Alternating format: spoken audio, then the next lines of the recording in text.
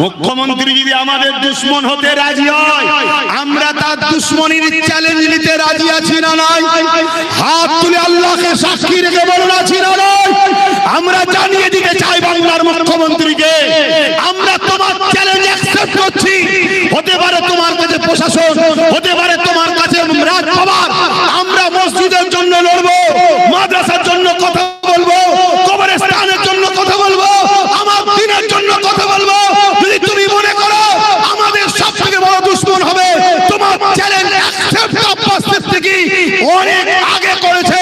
বাংলার প্রত্যেকটা ইমানদার মুসলমান তোমার এই চ্যালেঞ্জের মোকাবেলায় অ্যাকসেপ্ট করে নিচ্ছে।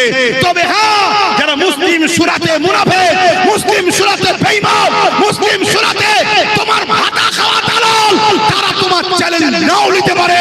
ইমানদার মুসলমানেরা চ্যালেঞ্জ নেবে, সেই চ্যালেঞ্জ নিয়ে নিয়েছে। এই লড়াই